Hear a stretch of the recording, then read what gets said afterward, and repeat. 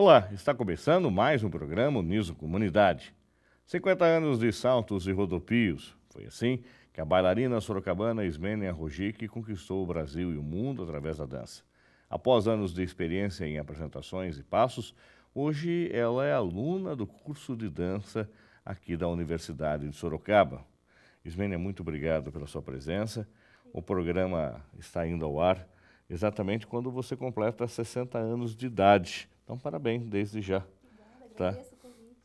E como de praxe no programa, a gente quer conhecer um pouco da história do nosso entrevistado. Com quantos anos você começou a dançar? Então, eu sempre digo para os meus alunos, eu vou fazer 60 anos, eu comecei com 7, faz as contas. E nesse tempo todo não parei de dançar nem um ano só. Todos os anos da minha vida eu subi no palco, então a minha vida é pautada todinha na dança. E como é que era dançar com 7 anos há 53 anos atrás? Eu tive muita sorte, porque aqui em Sorocaba, a professora de dança Janice Vieira, e ela foi aluna das duas mais importantes professoras do Brasil. Ela era aluna da Maria Duschenes e da Maria Oleneva, que era a professora que trouxe o clássico, e Maria Duschenes que trouxe o moderno. Então eu já comecei num bom caminho, né, com a Janice. E fiquei com ela até os 17, 18 anos de idade, depois para São Paulo. E como é que foi ir para São Paulo? Naquela época, era mérito, você queria? Como é que foi? Foi uma conquista? Como é que foi ir para o balé estágio em São Paulo, considerado hoje um dos maiores, melhores do mundo? Então, eu queria, na época, fazer faculdade, como todos os meus amigos. Mas não existia faculdade de dança, eu não queria fazer nenhuma outra. A única faculdade de dança era na Bahia, né? Então, eu queria dançar, só queria dançar. E a Janice mesmo me apresentou o balé estágio. Aí eu fui para São Paulo, comecei a fazer aulas lá, fiz aulas durante um ano. E aí prestei audição e entrei para a companhia, que foi uma super sorte, assim. Eu já entrei para uma companhia boa. Na época da ditadura, era uma companhia que poderia falar de tudo que todo mundo queria falar no teatro, não conseguia. O balé estágio conseguia fazer com dança. Então a gente dançou, chegamos a fazer até um espetáculo para censura, só com os censores na frente, mas o balé estágio na época levava multidões, assim, né? E eu fui privilegiada de ter entrado numa companhia tão boa, assim. E com eles eu viajei o Brasil inteiro várias vezes, e fomos para mais 13 países, e os meus filhos nasceram e eu estava dançando lá no estágio. Assim, a vida dentro desse mundo. E aí você morou em São Paulo esse período ou vinha morar Morei em em São Sorocaba? Paulo. Morava Eu em fiquei São Paulo. morando lá em São Paulo e eu só voltei para Sorocaba em 93. Meu pai já estava morrendo de vontade de vir para cá e eu com os meninos já grandinhos, né? Daí vim para uma cidade mais calma um pouco mas eu não queria parar de dançar. E aqui eu dei aula em várias academias e montei a Terra Rasgada Companhia de Danças, que ficou aqui em Sorocaba durante 9 anos. Aí você falou da época da ditadura, da censura, que vocês chegaram a se apresentar até para os censores. Eles entendiam esses manifestos que a dança fazia ou vocês não percebiam isso? Eles não tinham essa cultura para entender? Eles não entendiam, por isso que eles liberavam. O trabalho de estágio era tão polêmico quanto as peças e era incisivo e tudo mais. Mas eles não entendiam a linguagem da dança. Os estudantes entendiam, mas os censores não, porque eles liberaram todos os balés e os balés eram contundentes. O quarúpio, a questão do índio, era um trabalho fortíssimo que o estágio dança até hoje, né? Mas liberou. Eles não entendiam. O que precisa para ser uma bailarina, Ismênia? O que nasce com a pessoa, é nato da pessoa ou a pessoa aprende a dançar? Para ser bailarina precisa gostar. Se gostar, independente do tipo físico, independente de onde estiver, vai dançar. Então, qualquer um pode dançar. E se quiser seguir carreira profissional e não tiver dentro do biotipo do bailarino magrinho, né, para entrar numa companhia de clássico, vai ter o seu espaço. Cada um abre o seu espaço, cria e dança. E os homens no balé? Ainda é uma coisa que se vê pouco, ainda tem um certo preconceito. E hoje, e naquela época, quando você começou? Quando eu comecei, o preconceito era bem maior, hoje em dia nem tanto. Eu tive durante um tempo dando aula na Fundec de Sorocaba, né?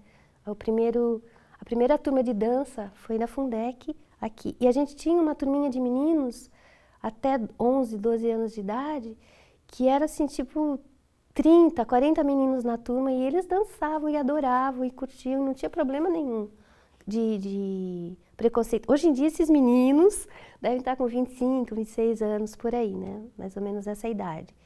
E dessa turma, alguns seguiram carreira. Tem um que está no balé estágio, que é o John Lennon, que é daqui de Sorocaba. E os outros, como plateia, como amigos da arte, seguiram caminho sem preconceito. Existe pouco, existe, mas não tanto quanto naquela época. Com relação também a essa sua carreira, do balé estágio que você estava falando, daí você veio para Sorocaba. Sorocaba você montou, veio primeiro para trabalhar em alguma academia e depois você montou a própria, é isso? Na verdade, quando eu saí de São Paulo, eu já tinha um trabalho na cidade de Salto, que o Ismael Guizer, que é um grande nome na dança, ele me passou a direção do corpo de baile da cidade de Salto. E então, eu vim diretamente para isso, para dirigir essa companhia. E aí, morando aqui em Sorocaba. Mas aí eu queria dançar muito. Então, eu deixei a direção do balé de Salto e montei a companhia Terra Rasgada, aqui em Sorocaba. E continuei dando aula em academias, dando aula nas cidades da região, durante muito tempo. Até que depois que eu encerrei a minha academia e o Terra Rasgada, me convidaram novamente para dirigir Corpo de Baile de Salto, e eu fiquei lá até 2011. Quantos anos foram em Salto, né? Ai, assim, picado, acho que uns 5 anos. E o que é uma companhia de balé? O que é um corpo de baile, aliás? Então, como assim, você tem orquestra na cidade, você tem o coral, você tem o pessoal que fala na sua linguagem, que é dança. Que eu sempre quis que tivesse aqui em Sorocaba, mas ainda não houve essa oportunidade de uma companhia oficial, né? Mas na época eu consegui uma companhia semi-profissional, porque não tinha pagamento, mas tinha o trabalho de profissional, né? O pessoal dançava, a gente dançava em vários eventos da cidade e fora da cidade. Como é que é a remuneração de um bailarino, bailarina? É mensal, no estágio, por exemplo, era um salário, você era registrada? Sim, registro em carteira, tudo bem certinho, como manda a lei, bem direitinho. E aí todo mês tinha o salário, independente Sim. de apresentação ou não, se vocês estavam só ensaiando, tinha salário?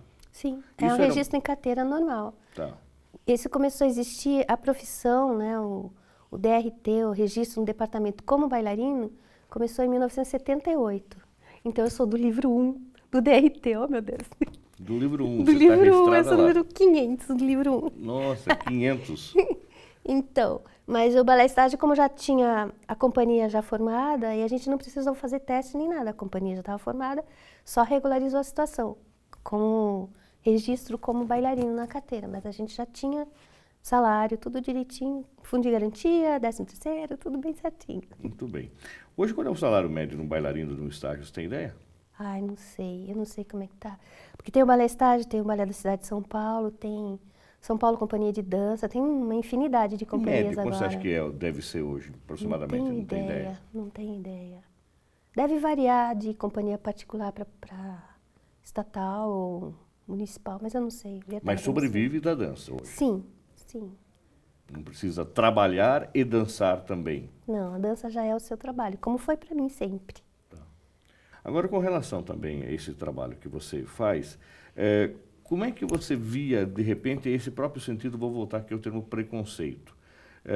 O que você faz? Eu danço.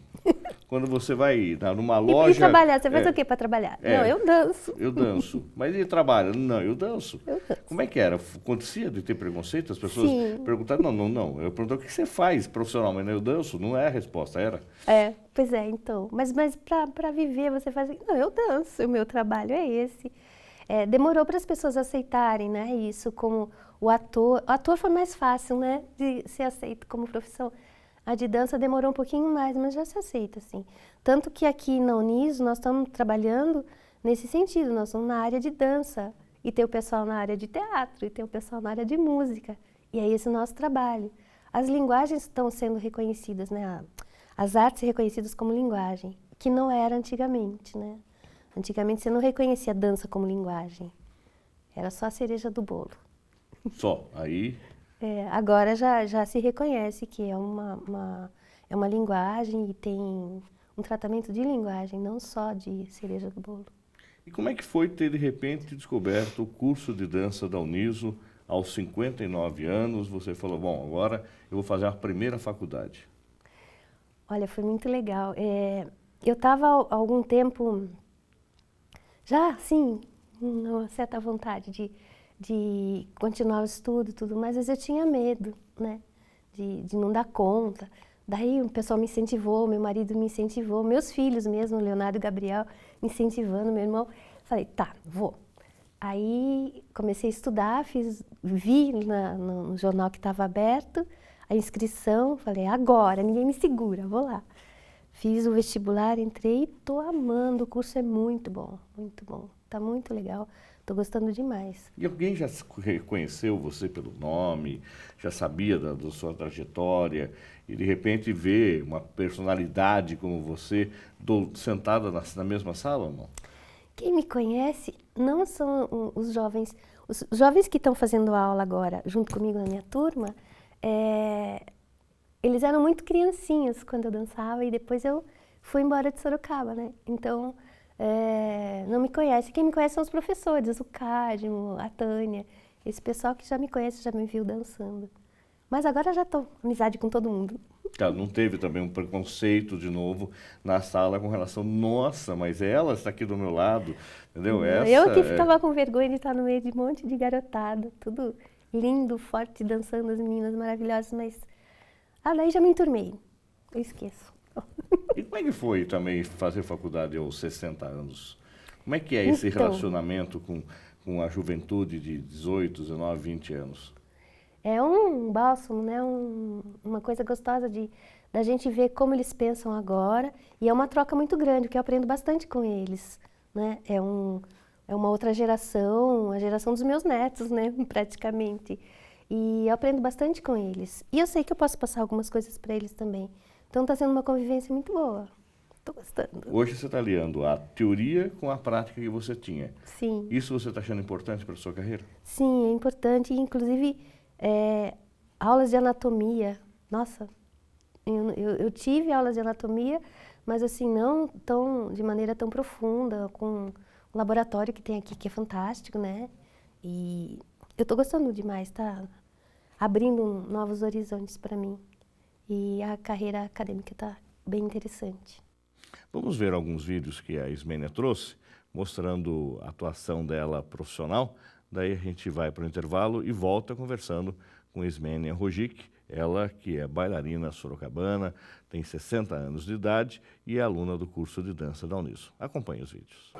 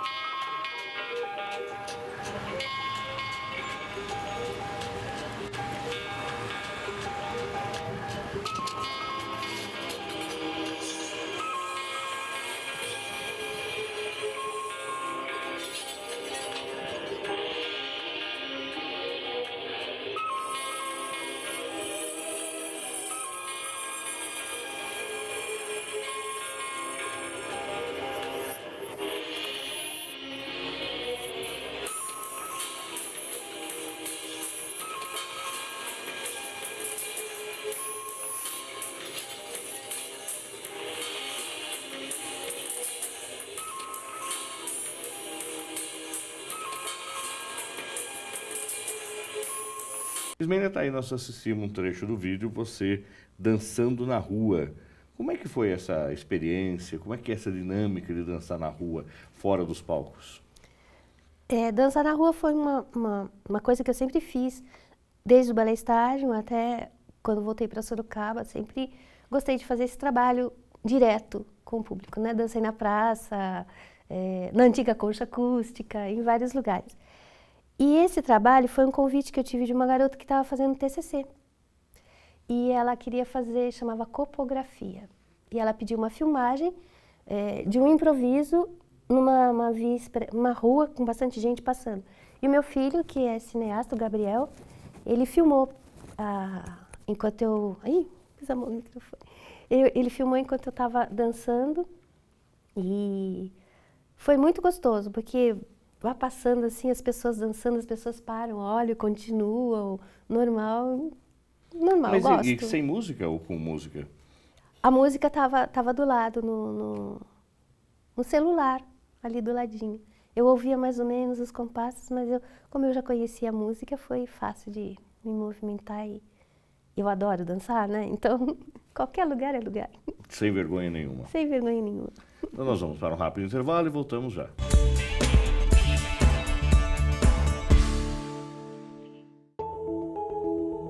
Olha aí o Paulo. Ele já descobriu que o conhecimento é a melhor ferramenta para colocar em cada história um final feliz. E a Fabiana, aprendendo que fazer a parte dela é mostrar para todos que podemos transformar o mundo. São pessoas como o Paulo, a Fabiana, o Ricardo, que fazem da Uniso a universidade que formou mais de 50 mil pessoas, que tem hoje mais de 10 mil alunos em seus diversos cursos. A universidade, que atendendo mais de 500 mil pessoas em seus programas de extensão, mostrou que é comunitária de verdade. A Uniso é quem quer mudar, é todo mundo que quer mais, para todos, é você também. Uniso, 20 anos, a nossa universidade.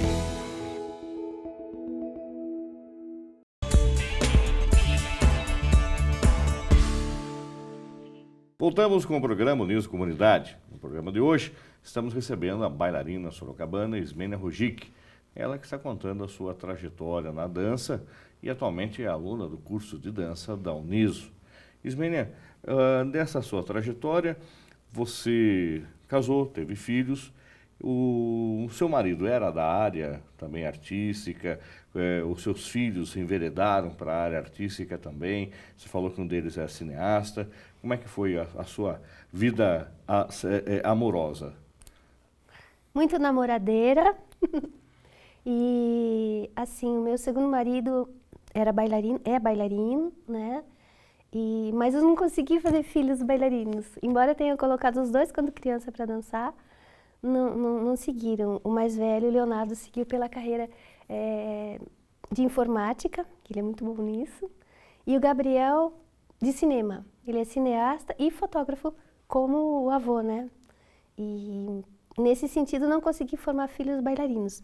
Mas eles sempre conviveram com a arte, então os dois têm uma abertura assim para a arte. Os dois são filhos desse seu marido que era bailarino? Não. Só o segundo. Só o primeiro não. O primeiro marido não era bailarino, mas ele era assim apaixonado por música erudita. Então, tudo mais ou menos na área assim. E os seus filhos trabalham em Sorocaba hoje? Sim, os São dois casados? aqui em Sorocaba. O mais velho é casado, já tem o meu netinho, o Enzo, que está com 6 anos. O mais novo ainda não, eles têm uma diferença de 7 anos de idade, né, os dois filhos. E o mais novo ainda está na fase da festa. E ele está trabalhando em Sorocaba com... Tá trabalhando com vídeos e fotos, com vídeos e fotos. E ele que fez essa filmagem da rua, né, que eu gosto muito desse trabalho. Ele fez um outro trabalho também que ele me convidou para fazer uma participação especial ele fez um trabalho sobre o Will Ferreira, que faz... como fala que pinta nas paredes, nas ruas? Esqueci o nome. Grafite, isso, grafite. Então, o Gabriel fez um trabalho sobre o trabalho do Will, né? E aí eu fiz uma performance com a máscara que o Will fez e dentro das personagens que ele cria nas ruas, né? Também foi um trabalho bem gostoso de fazer. Agora também, com os países que você dançou, você falou que chegou a visitar 13 países. Sim. Como é que eram essas turnês? Elas eram longas, ficavam muito tempo? Ou era uma turnê de uma única apresentação, já mudava de país? Como é que era? Eu tive turnês que chegaram a um mês. Quando a gente foi para a Europa, turnê de um mês, né? Que a gente foi para a Hungria, para a Espanha. Na Espanha ficamos 20 dias e para a Suíça. E depois as turnês pela América também, né? Mas tem os trabalhos que a gente ia e voltava, então nunca era bem igualzinho. Como eu fiquei todos esses anos, mais de 15 anos dentro do Balé Estágio, então teve várias viagens de tempos diferentes. E como é que era a visibilidade disso? O público gostava? Conhecer um corpo de balé do Brasil? Muito. Sempre gostaram muito. Quando a gente fez a apresentação na Espanha, os aplausos eram aplausos assim, ritmados. Tá, tá, tá, tá, tá, tá, muito legal. E na Hungria também eles deram uma recepção que eles ficavam aplaudindo assim um tempo, a gente não sabia, mas como agradecer. Foi muito, muito, muito bem recebido para estar em todos os lugares que a gente foi. Você chegaram a ver também, assistir alguma apresentação dos artistas locais ou não dava tempo? Chegava? Sim, sim. A gente participou do Festival Ibero-Americano de Teatro e deu tempo, como a gente ficou 20 dias na Espanha, deu tempo de assistir muita coisa e companhias da Europa também e se certificar de que o Brasil não está nem um pouquinho atrasado em relação aos outros países, tá? Tranquilo, mesmo nível. Até hoje o Balé Estágio é uma referência internacional? Sim, sim, o Balé Estágio está em plena atividade, foi seguindo o ritmo. Agora tem o pessoal que foi, os filhos da Marika continuam a companhia, estão dançando e agora mesmo estão dançando hoje, deve estar na virada cultural em São Paulo, estão se apresentando. E como é que você vê hoje esse corpo de baile, não sei se é assim que chama, ou as bailarinas dos programas de televisão? Até o Faustão está com esse concurso de novas bailarinas. Não sei se você já assistiu, se você assiste. Para ser uma bailarina de um programa de televisão, também precisa ter treinamento, técnica, ou basta ser bonitinha e mexer o esqueleto e que está tudo bem? Depende do que ele se propõe. Se ele se propõe a um tipo de coreografia, vai ter um tipo de meninas que eles vão escolher para dançar. Eu cheguei a fazer show. Eu fiz com a Abelardo Figueiredo no Paládio, lá em São Paulo, uma época. E dançando normal, como Abelardo todos Figueiredo, que era filho do Chacrinha. Abelardo Figueiredo? Não. Não sei. Não sei. Aí eu sei que era no Paládio que a gente fazia os shows lá em São Paulo. O Paládio era no Shopping Eldorado, no último andar. Né? E eram shows muito bonitos e gostava de fazer. Não tenho preconceito. E como é que era o show? Não tenho Qual era a preconceito. diferença do show e de uma apresentação de um O balé? show é começo, meio e fim, apresentado, por exemplo, todos os dias ou todos os finais de semana. E os espetáculos de dança não, você vai itinerante, você vai levando em vários lugares. É muito raro você ter um espetáculo que fique em cartaz como uma peça de teatro, né? A peça de teatro fica um tempão em cartaz no mesmo lugar. Os de dança não, os de dança pode ficar no máximo um final de semana ou 2 finais de semana. Agora o show fica bastante tempo. E você chegou a fazer então show também? Cheguei a fazer show também. E o show só de Diná dança, Perry. obviamente? Não, era dança, música com Miele, com a Dercy Gonçalves, eu fiz show com Peri Ribeiro. Eu era do corpo de baile, da turma da dança, mas estava no meio do show deles e era uma experiência fantástica. Ver a Dercy em cena assim, do lado da gente, era um orgulho. E como é que é essa diferença, de repente, de estar dançando com uma música ao vivo e dançando com uma música gravada, que era só que é colocada para vocês terem uma referência? Como é que era isso? Depende, muda o ensaio, muda o estilo da dança? Quando a gente fazia show e o cantor se empolgava muito, a gente estava na coreografia, dançando, e o cantor se empolgava no ar, Aí a gente ficava horas enrolando, porque não tinha um tempo certo. Quando você faz uma música já gravada, você tem o tempo certo, você sabe quando você começa o seu movimento e onde você vai terminar. E quando é ao vivo, tem essas variações, que também são bem-vindas, né? É gostoso, daí você usa o seu improviso, E essa quem é que criatividade. lidera daí, por exemplo, no improviso? Porque se você faz um movimento e o outro não faz, fica bagunçado, a pessoa percebe que não tem uma coreografia já pré-estabelecida. Quando a gente trabalha junto, a gente sabe o timing da pessoa com quem a gente está trabalhando. E só no olhar a gente já se entende, não tem problema.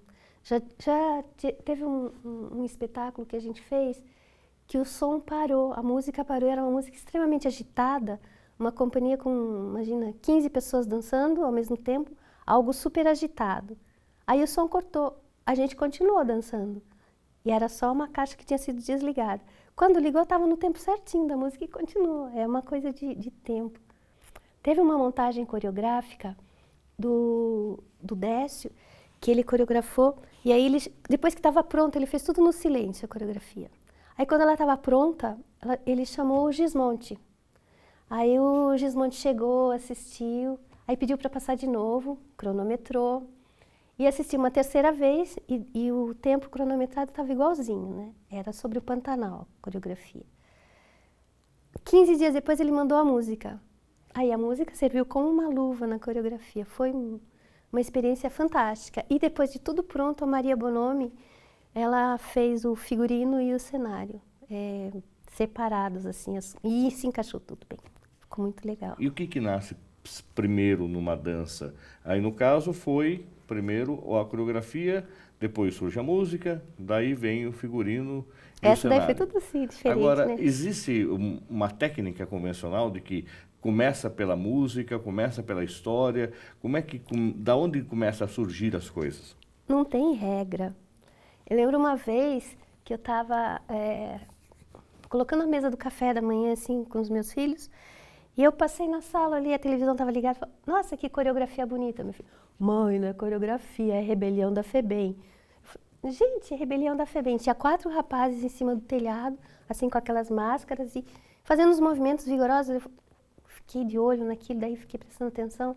Aí surgiu um balé, eu fui procurar uma música, um amigo meu achou Sepultura, né? Um caos do Sepultura, que se encaixou bem na ideia que a gente fez um trabalho sobre isso. E aí eu fui procurar um nome e eu achei Anhangaratá, que em Tupi-Guarani quer dizer inferno.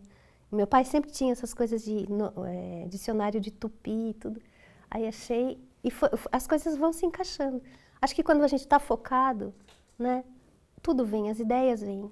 Quando a gente começou a montar um balé que se chamava Maria, sobre Nossa Senhora, eu comecei a montar, aí eu conversando com a Janice falou, eu quero coreografar junto com você. Então tá, e a gente começou, né? Nossa, que honra para mim coreografar junto com a minha professora. Aí as pessoas começaram a mandar coisas, fotos, imagens e músicas, e as coisas foram chegando. O universo conspira a favor. E aí você, por exemplo, estava falando desse caso aí e do outro que era do Pantanal. Existe uma discussão sobre o tema, vocês pesquisam o tema, entendem o tema e aí surge a dança baseado nisso, ou simplesmente tem um nome e acontece da coreografia nascer dali? Não, a gente estuda bastante, cada detalhe para saber de onde veio, para onde vai, de que se trata, de que maneira afeta as pessoas. É tudo muito bem estudado. Teve uma época que a gente queria falar sobre, lá na época do estágio ainda, queria falar sobre Brasil, história do Brasil. E a gente começou a estudar a história do Brasil. Mas a história do Brasil, e nos livros, ela é meio estranha, assim, né? Meio engraçada, pelo menos naquela época. E foi chamado um monte de gente para vir falar a respeito de história. E aí o balé acabou sendo um balé engraçado, cômico. Foi para o lado da comicidade, da brincadeira. A chegada dos índios, a chegada dos portugueses, o encontro com os índios. E como as pessoas foram nascendo, a gente tratou como uma brincadeira, de uma delicadeza muito legal. Quanto tempo tem um espetáculo normalmente de dança, contando uma história assim? Meia hora, uma hora, varia? Varia. varia. Tem uns espetáculos de 45 minutos, tem outros de 1 hora. Os japoneses são bem mais longos. Varia, varia. E aí, quanto mais longo, obviamente, mais difícil. É, Ou não a necessariamente? gente está na época do videoclipe, das coisas rápidas. Então, espetáculos longos, eu acho que as pessoas não prestam tanta atenção assim mais. Não tem mais essa concentração de longo tempo, né? Mas os balés clássicos são longos, os clássicos oficiais são longos. Mas as pessoas optam por trabalhos menores. Inclusive porque fisicamente isso é impossível você dançar muito tempo, assim, né? Tem que variar as pessoas. Isso, um corpo de baile, por exemplo, aí, um corpo de balé, ele trabalha com até quantos bailarinos numa apresentação? Também depende muito. Depende bastante. Tem companhias grandes, companhias pequenas e tem companhias assim de 3, 4 pessoas também, 8. Depende No muito estado, do tipo de quantos eram cenário. na época que você estava lá? Olha, chegou a 22. 22 pessoas. Teve uma época que estavam E 22 todos pessoas. dançavam juntos aí? Dependendo do trabalho. Um momento só dançavam 3, 5, todos, só um. Assim, ia variando, né? Nós temos também trechos de um documentário realizado pelo Finês, o Finês, que é o atual editor-chefe do Cruzeiro do Sul, e ele produziu um documentário com várias personalidades de Sorocaba. Você lembra quais eram, além de você? Nilson Lombardi, na música, Mário Pérsico, do teatro, e o Paulo, da Artes Plásticas. E aí fomos assistir um trecho onde aparece a Ismênia também dançando.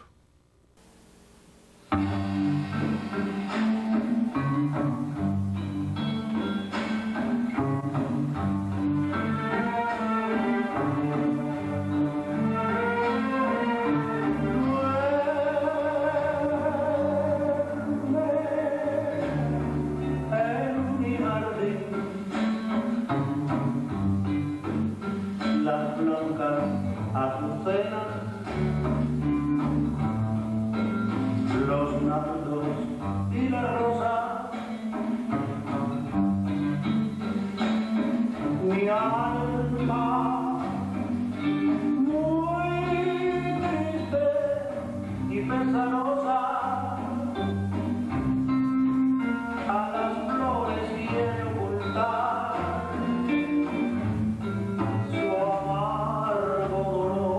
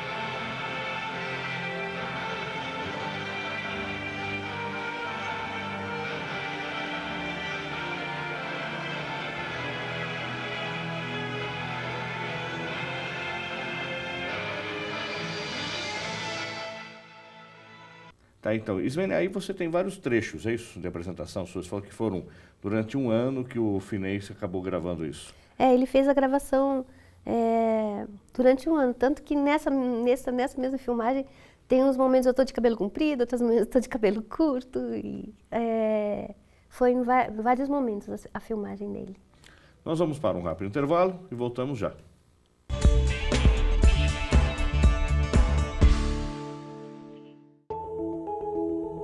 Olha aí o Paulo.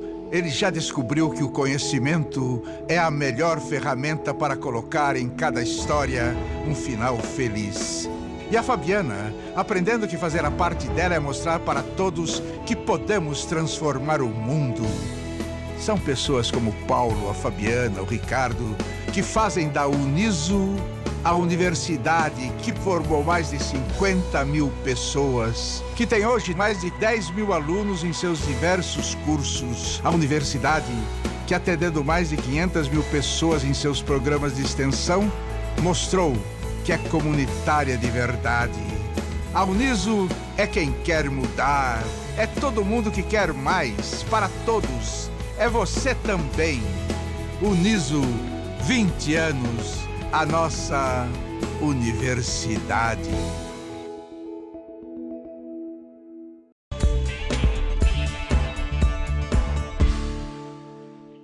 Voltamos com o programa Uniso Comunidade. No programa de hoje, estamos recebendo a bailarina sorocabana Ismênia Rojik, falando sobre a sua experiência de 50 anos na dança.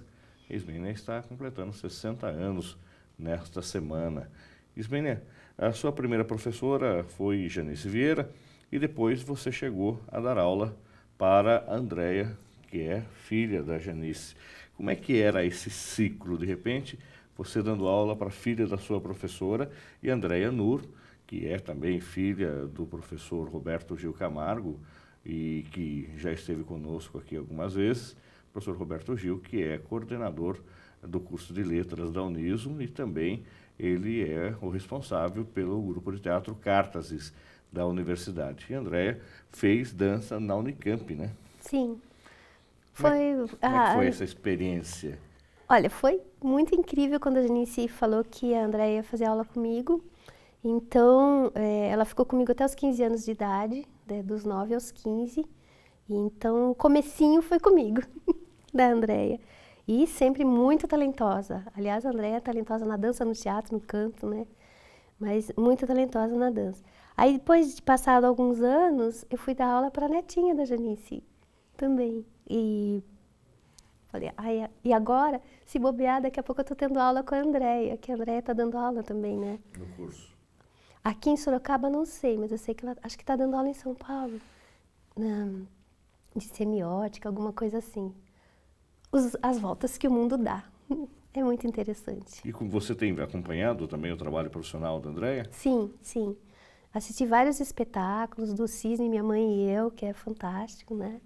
Eu gosto muito do trabalho da Andréia, do Gil, da Janice. E eu acho que eu queria ver mais coisas deles. Já passou pela sua cabeça ter uma outra profissão sem ser dança? Em algum momento você falou assim, chega, cansei de desistir, vou ser qualquer outra coisa? Não. Nunca? Nunca, nunca. Eu sempre quis dançar e nunca tive nenhuma dúvida. Eu vejo as pessoas morrendo de dúvida o que vai fazer, qual carreira seguir. Aí eu fui sortuda, nisso eu não tive nenhuma dúvida. Eu sempre quis dançar e essa sempre foi a minha ideia de profissão. E você chegou a se machucar alguma vez fazendo alguma apresentação? Várias vezes, porque a gente exige do corpo o máximo, né? E tanto que agora eu dei uma parada com as aulas, tô só fazendo faculdade, porque eu tive uma ruptura no ligamento do joelho, igual jogador de futebol, e eu vou ter que fazer a cirurgia, mas eu vou esperar terminar o curso, daí eu faço a cirurgia. Mas conviver com dor é uma coisa normal para quem é bailarino profissional, machuca bastante. E aí, como é que você faz nas aulas práticas hoje, tendo esse estiramento no joelho? Nas aulas de dança, não tem problema, porque eu sei o que dá para fazer e o que não dá para fazer. Conheço meu corpo, sei até onde eu posso ir. Eu só não posso fazer, por exemplo, jogos, sair correndo ou saltando. Então, jogos tradicionais não dá para eu fazer, né? Futebol, essas coisas que aí a gente não tem um controle sobre o corpo, sobre o que o corpo vai fazer. Aí não posso me arriscar, porque se eu caio, já pensou? Na minha idade já quebra tudo, não dá. Você tem algum trabalho que você foi mais marcante nesses 50 anos de profissão? Que você fala, nossa, esse eu nunca vou esquecer, ou esse foi o mais bonito, esse foi o mais elaborado, o mais significativo? Então, não tem. Porque quando eu faço, a dedicação é tão total, sabe? Forte, assim, que aquele trabalho que eu estou fazendo naquele momento é o mais importante da face da Terra. E, às vezes, eu me questiono por eu ter sido... Eu acho que eu não dei tanta atenção como eu deveria ter dado para os meus meninos, para o Leonardo e o Gabriel. Vou pedindo desculpa para os dois. Ai, meu Deus, eu estava sempre viajando. Aquela consciência pesada de mãe que trabalha fora, né? Mas é porque a dedicação é muito grande àquilo que você está fazendo, e aí você deixa algumas coisas de lado. E no caso, os meus meninos, quando eu viajava, eles ficavam sozinhos, né? Ficavam com meu pai e com a minha mãe. Meu pai foi uma pessoa fantástica que me escorou o tempo todo. Minha mãe também, até os últimos momentos dela, estava lá do meu lado, né? Me ajudando com os meninos. E graças a eles, a gente consegui criar os meus garotos. Mas ter um trabalho que é sempre o do momento que é o mais importante. Aquele. E esses trabalhos que você fez, você estava falando, acho que muita gente ainda ouve esses dois termos, a dança moderna e a dança contemporânea. O que é dança moderna, o que é dança contemporânea? O balé clássico e o balé moderno? Então, a dança tem muitas versões, muitas modalidades, né? Fala modalidade, parece coisa de jogos. O balé clássico é uma técnica pré-estabelecida, né? Que já foi feita lá no século XIV, foi estabelecida uma técnica. Ela vem sendo reelaborada, mas dentro daquele padrão. Tem o balé moderno, que da década de 60, mais ou menos, que também tem uma técnica pré-estabelecida de acordo com os profissionais, né? Se você quer fazer um trabalho de Martha Graham, é uma coisa, se vai fazer o trabalho de Limon, é outra, assim, e da Pina Bausch é outra coisa. E tem a dança contemporânea, que é o que se faz hoje em dia, e aí eu acho que daqui a uns 20 anos a gente vai poder dizer o que é exatamente a dança contemporânea. Mas a dança contemporânea que se faz hoje, e se usa tudo que você achar que é necessário para você expressar aquilo que você quer dizer. Então você pode usar na mesma coreografia o clássico, pode usar teatro e pode usar moderno, ou pode usar movimentos do cotidiano, gestual do cotidiano. A dança contemporânea abarca tudo isso. E aí, daqui a uns 20 anos a gente vai saber, isso aí, vai poder dizer exatamente o que é cada coisa. Mas essas ousadias na hora de montar uma coreografia, chega ao ápice, por exemplo, de misturar uma música clássica com funk? Sim, sim. Sem nenhum problema, mas isso já é antigo. Essa mistura já é antiga. O Balé Estágio foi o primeiro grupo no Brasil que usou a música popular brasileira em coreografias profissionais, né? Depois disso, nossa, muita coisa já aconteceu, né? A gente tem um grupo Cena 11 que usa umas músicas bem malucas e umas próteses, umas coisas. Tudo cabe, tá? Para você dizer aquilo que você quer dizer. Então não importa a música, sem música, se quiser fazer sem música também, né? Ou se quiser fazer só com sonorização, sons de rádio, sons de TV, sons do dia a dia, sons de rua. Vale tudo. Vale. Vale tudo. Qual é o espetáculo que não pode faltar numa academia de dança ou numa história de uma bailarina, de um bailarino? Tem que ter feito pelo menos a dança dos cisnes, entendeu? Esse é o clássico dos clássicos ou existe um clássico de todos eles dentro do balé? Hoje em dia, o cisne já não está com essa bola toda. O pessoal já está deixando mais para os profissionais fazerem. Houve uma época em que dançar o cisne era o máximo. Mas, hoje em dia, as meninas dançam variações de grandes balés clássicos, geralmente em competições, né? O que é interessante porque a dança a gente aprende fazendo, sentindo, corporificando. Mas levar isso até a última consequência, não sei se é tão interessante uma menina de 12, 13 anos dançar uma Carmen. Se você for pensar bem, Carmen era uma prostituta. Então, mas a menina nem sabe o que está fazendo. Então, tem que se pensar o que vai dar para as crianças dançarem, né? Mas no meu tempo, o máximo era dançar o cisne. E eu dancei o cisne com 17 anos. Tem uma idade mínima para começar? Não tem. Para começar, a criança já dança normalmente, né? O que não é interessante é ensinar alguma técnica de balé, de clássico, para uma criança muito pequenininha. Mas a dança em si, ela já dança, é só ir direcionando os movimentos, os saltos, os giros. E na escola isso dá para fazer tranquilamente. A partir Todas de as quantos crianças anos? dançam. 3 anos você já vê uma criança dançando. Mas se você quiser colocar para dançar mesmo, eu particularmente acho melhor os 7. A partir dos 7 já começa a entender mais. Sim. O corpo já está mais coordenado. Mas antes disso as crianças já estão dançando, né? Eu com 6 anos de idade, minha mãe dizia que eu ficava correndo pela casa com as toalhas, né? Em volta do corpo, assim, dançando na rua, dançando tudo quanto era lugar.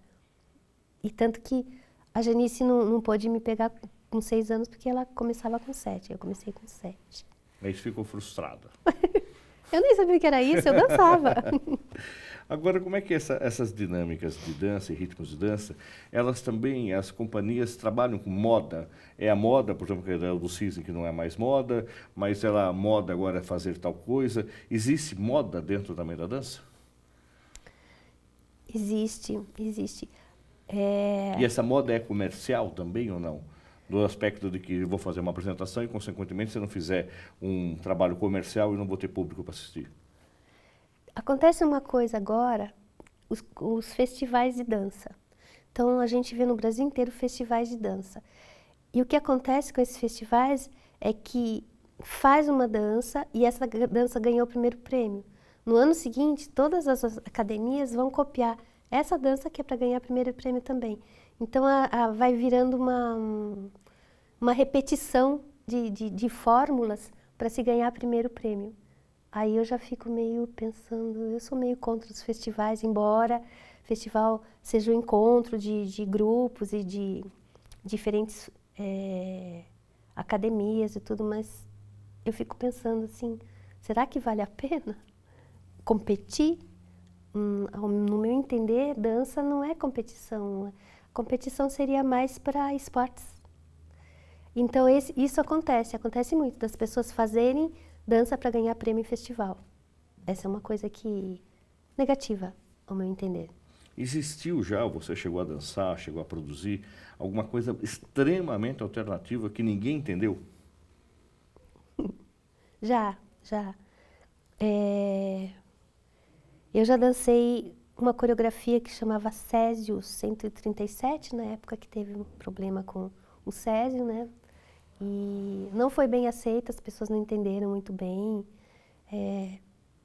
Às vezes acontece que a gente tem na cabeça da gente muitas ideias, a gente sabe exatamente o que quer. Geralmente na faculdade acontece isso, a gente tem mentalmente tudo assim certinho, mas na hora de fazer não passa para o público fica com cara de, como diria o Zé Rubens da Biblioteca Infantil, cara de ué, entendi.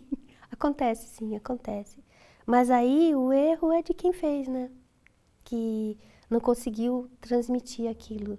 Não sei se é erro, porque a gente quer fazer, tem que fazer. Mas o entendimento tem que partir de quem faz, se você quer ser entendido, né? O que é mais difícil na hora da dança? É dançar com uma roupa rebuscada, um figurino complexo, ou sem roupa? Dançar sem roupa não é complicado. Dançar sem roupa, a gente tá vestido da pele da gente, né? Não é tão problemático. Eu acho que é muito complicado você dançar com roupa que te amarra, né? Existem uns figurinos assim maravilhosos que as pessoas desenham aquele figurino incrível e você fica todo tolhido, não consegue nem se movimentar direito. Isso daí eu acho muito mais complicado do que dançar com pouca roupa ou quase sem roupa, não. Aliás, é até mais gostoso dançar quase sem roupa, que aí o corpo vai, que é uma beleza. Existiam algumas organizações que, porventura, a censura questionou por causa da pouca roupa ou sem roupa? Só uma vez, no Quarupi, que eles censuraram para 5 anos de idade, mas depois foi abolida essa censura, porque no final do ritual indígena, todo mundo se trocava e as meninas ficavam de peito desnudo. Então, houve essa censura, mas depois foi abolida a censura, foi apresentado nas escolas em São Paulo, em mais de 60 escolas foi apresentada a coreografia, sem nenhum problema, adolescente não ficava fazendo arruaça, nem bagunça, nem nada. Muito entenderam bastante a proposta, sem problemas. Eu acho que o NU não incomoda tanto, não, as pessoas. Ismênia, estamos chegando no final do programa. Qual que foi a maior emoção sua dançando, de repente ter alguém assistindo, seu filho, seus pais, seu marido? Ou existiu uma grande emoção também em algum momento de uma apresentação sua? Que ficou marcada? Vários momentos, vários momentos.